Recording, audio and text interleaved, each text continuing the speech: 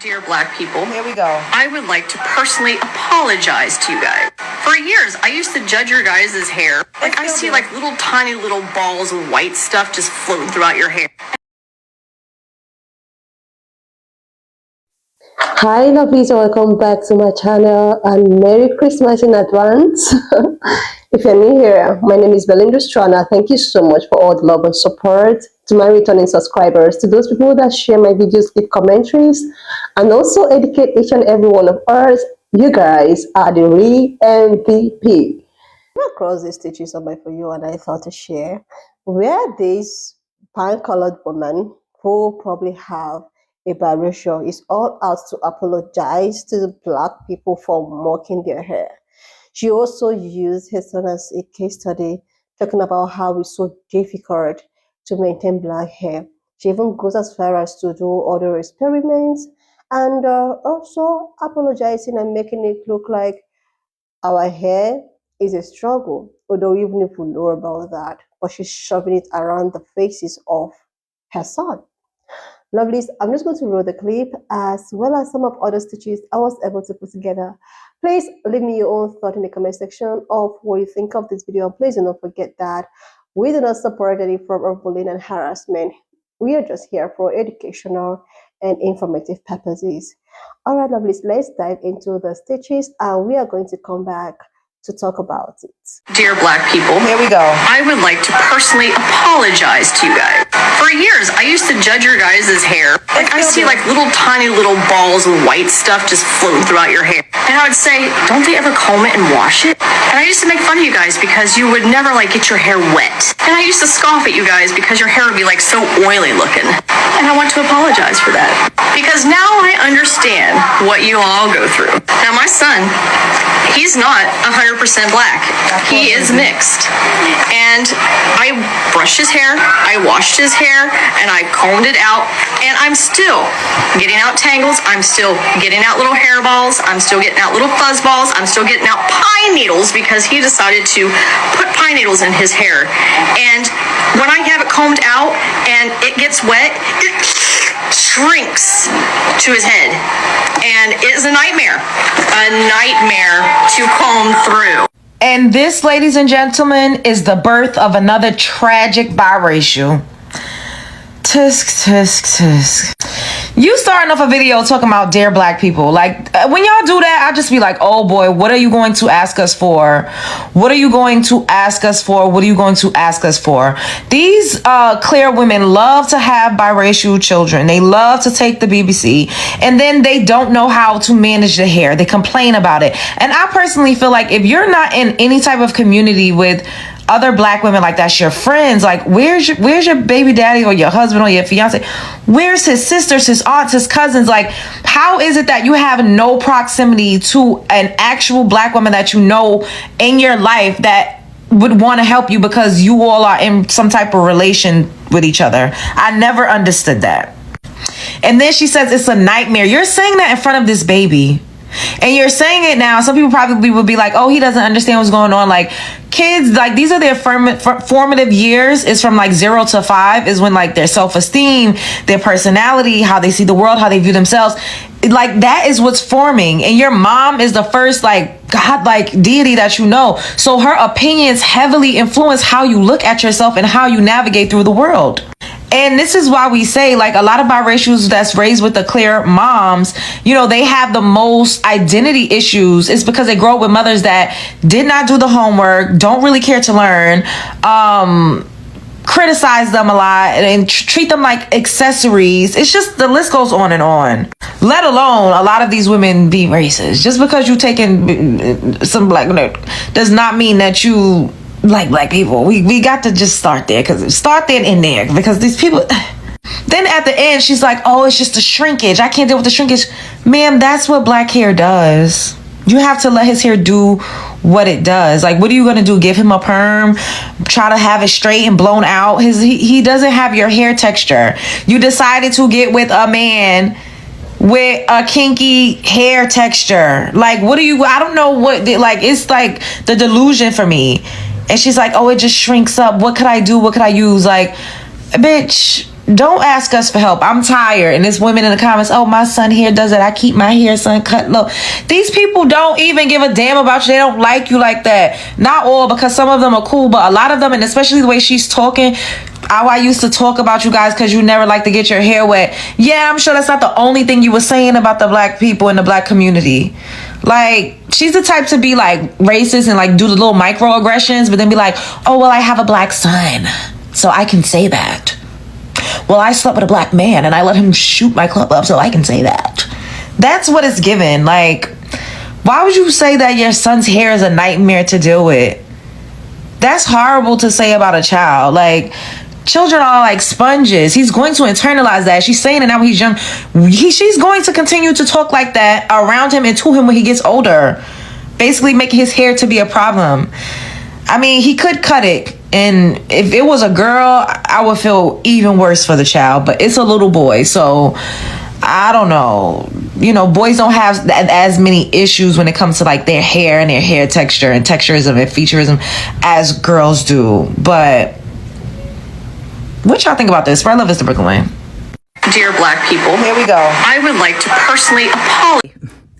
This video is for the Elijah's Free Range Homeschool account that did a video about how her biracial son's hair was a nightmare to comb through, was dirty.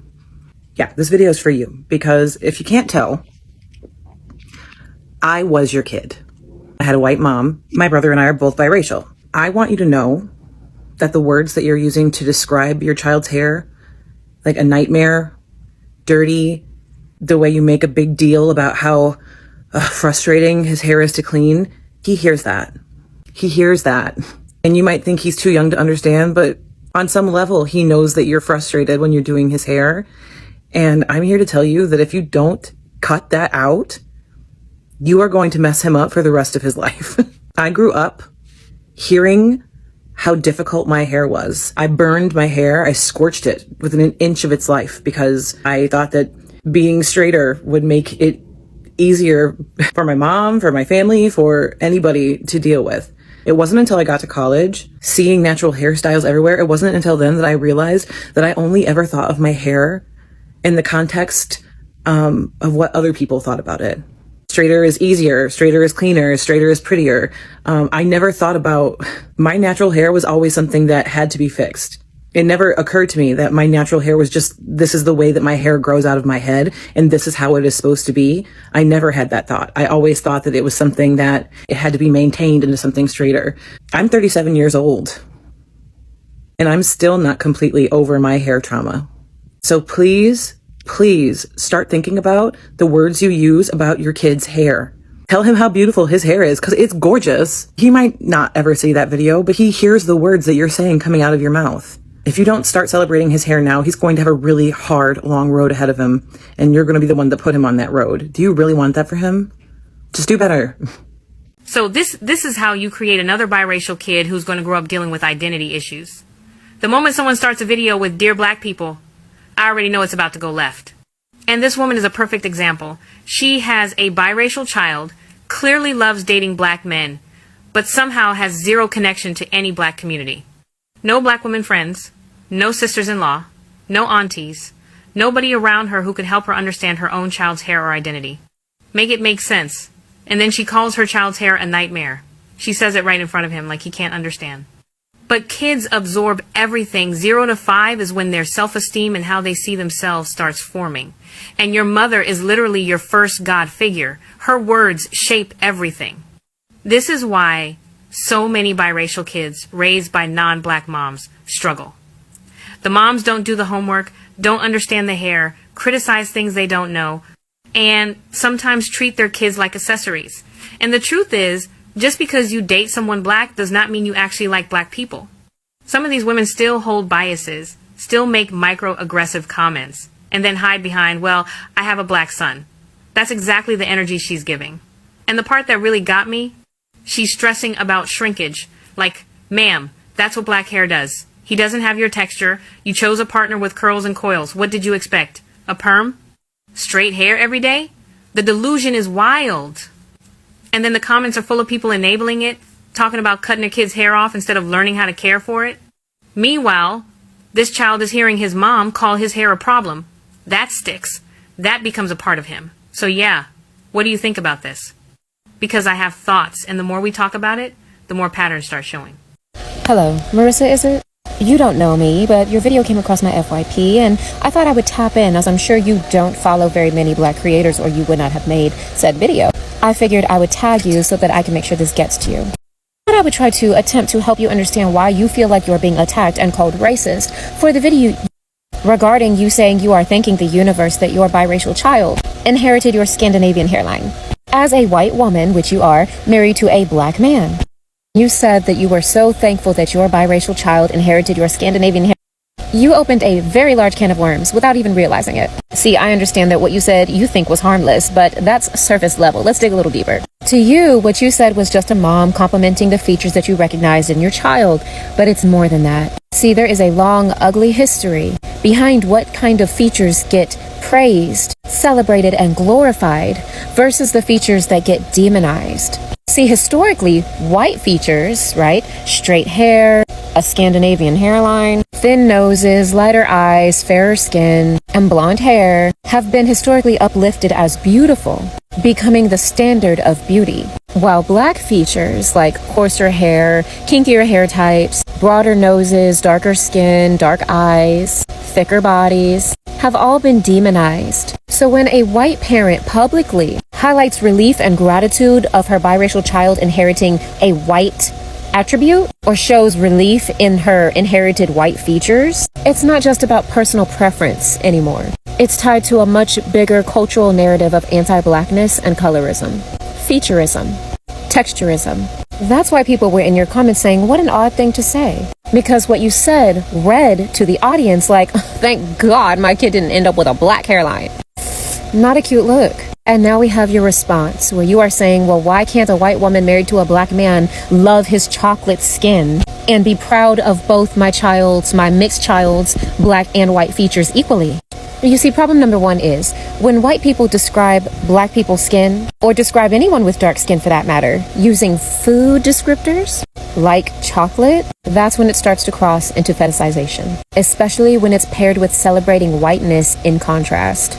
You see, it started sounding less like, oh, I love my husband for the whole person that he is, and more like, oh, I just love his exotic brown skin, and my goal in life was to have a mixed exotic baby that hopefully gets my white features. Ugh. You see how that becomes problematic? Now, girl, nobody's saying you can't appreciate your child's look. Your babies are beautiful. The issue is the language you chose to use and the context. White moms of biracial kids especially have to be mindful in the language that you use. Because what you think is a harmless compliment can actually reinforce anti-Black narratives that your child will have to grow up fighting against. So for future reference, if you want to be able to appreciate your child's features and bring that to the internet, let's try not to frame it with relief that they got something from you, a white woman. And you really need to start to recognize how loaded the white features versus Black features conversation really is. Even if you think it's a harmless statement, there's very weighted, very heavy context behind it. Try instead celebrating your child as a whole, instead of a grab bag of genetic features that you get to pick out your favorites from. That's when it starts getting weird. That's when it starts to give fetish and anti-Black. White moms of biracial Black children, let's do better. And find you a Black woman to listen and learn from. So, super quick story time. I've talked about this before. When the natural hair movement was like super huge in like the early 2000s to the mid 2000s, then I would say like 2010, 2011, 2012. I used to actually get kicked out of a lot of groups for cussing out white mom biracial who had biracial kids, because I started peeping. I would watch when they would come in groups, and I was like, they're not here to get help. They were in there to talk about Black people's hair under the guise of getting help. Like, they would come in there and say like, oh, her hair is so tangled up, it's so terrible, I don't know what to do with it, what product should I use? And then people would try to help them. They would say, oh, your hair is so much harsher than hers, or no, her hair is nothing like that. And I remember the first time I got in trouble, I was like, well, if we don't have hair like your daughter, if her hair is so much better than all of ours, why are you in this group? Why are you talking to us? They would come in and talk down on their kids' hair, but as soon as we would try to offer them advice, then they would reject all the advice we had, criticize it. And I realized it's not all of them, of course, but a lot of white supremacy is about being nasty while pretending to be nice, being nice nasty. That's exactly what this lady is doing here. She's talking about, dear Black people, I need to apologize to you because I thought your hair was greasy and it had this and this had that. And we don't care what you thought about our hair. Okay.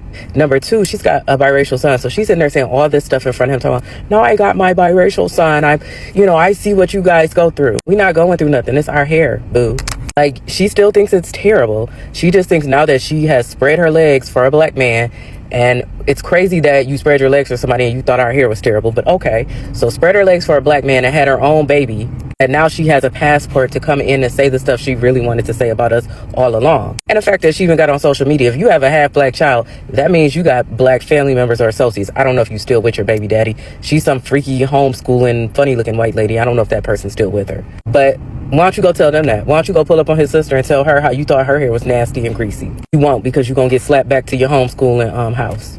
So you try to come on social media under the guise, black people, I want to apologize to you. Here's a list of insults about your hair. And then that's how you end up with those white mom biracial kids that are all messed up because they got to sit up here and watch their mom act like this towards black people. Of course, they're not going to be able to relate to black people in the way that other biracials are able to, because look at how their mom is talking about them to their face. They're not going to want to relate. The first teacher that they have, literally too, because she's a homeschooler, is telling her all this stuff, bad stuff about blackness, or telling him it's a boy. But F her.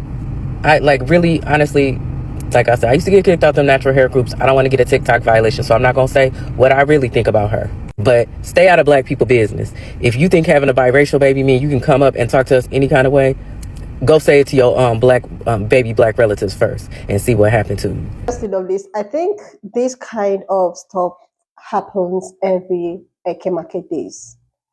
When I use the phrase every Eke Market days, that is to tell you that sometimes people like this, pan-colored man, pan-colored woman, or even a pan-colored who is into, comes out to complain about how, oh my God, black hair, oh my goodness, I can't even take care of my biracial hair.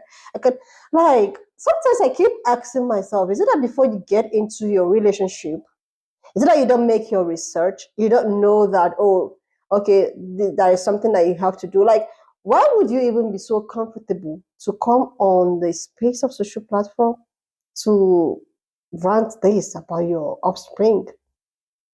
Like, you all want to get entangled with, black men, black women, and all of that. But then again, put it or make it your obligation to make research. You don't breed them because you want to breed or you want to misbreed or whatsoever. There are, everybody who decides to raise a child really need to take care of the child, right? You need to take care of the hair and all of that. That's just something that you have to do and figure it out yourself.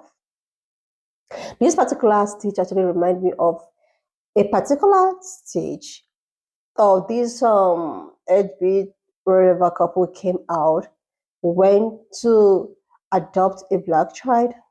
And do you know what these guys did?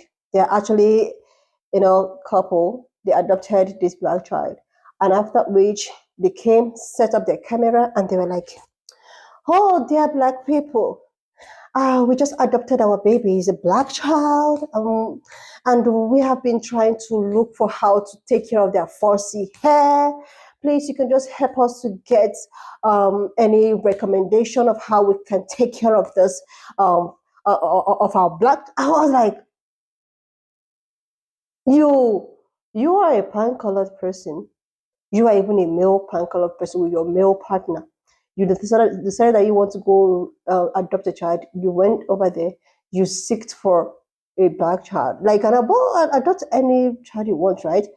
You didn't even make any form of research of how to take care of their hairs and all of that. Mind you, the said guy who was all over the social platform, I don't know if you guys still remember this said video I'm trying to narrate right about now.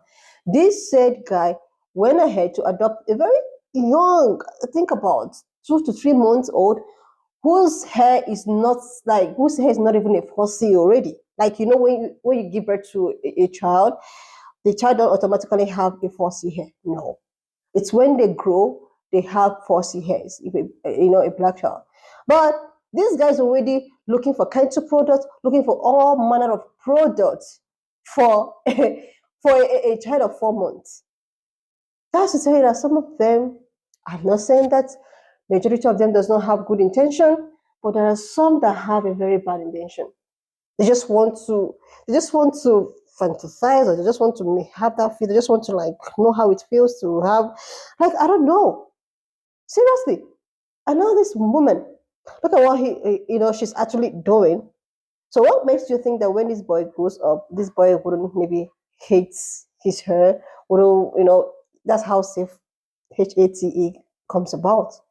How do I take care of my hair? Like, I know our hairs are very, very, very extreme to maintain, but that does not, it's not something that is, oh my goodness, oh, it's so abominable, oh my God, it's so, look at the way she's even, ah, oh God. And to the other stitch I put up here, where she was like, I'm so happy that my daughter have my kind of hair. What was that supposed to mean? Like, is it like most of these people are going into a relationship with HAT inside of them? I thought when you are in love, you are in love. I thought when you are in love, you're automatically in love. So what's all this? Oh, thank God my daughter does not have a black hair whatsoever. Like, what is wrong with people? This is why you see majority of these biracials are all over the social platform complaining about their pan-colored mom, because these guys, if you don't hold yourself as a ray and sis, you will still show it to your offspring, making you a very terrible parent. If you know you can't deal with it, there's no point. There's no point. Like, it's not a do or die thing.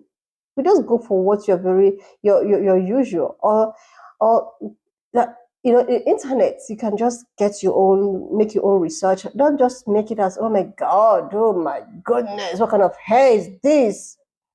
It's a crown.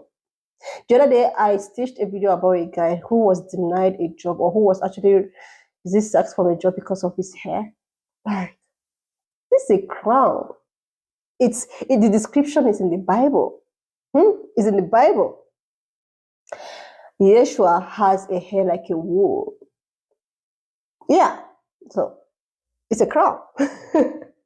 Anyway, no, listen, just leave me your own thought in the comment section of what you think of this video. And please do not forget that we do not support any form of bullying and harassment. We're just here for educational and informative purposes. So please share this video, subscribe to this channel if you're here to do that. Like, and I will see you love when I upload the next one.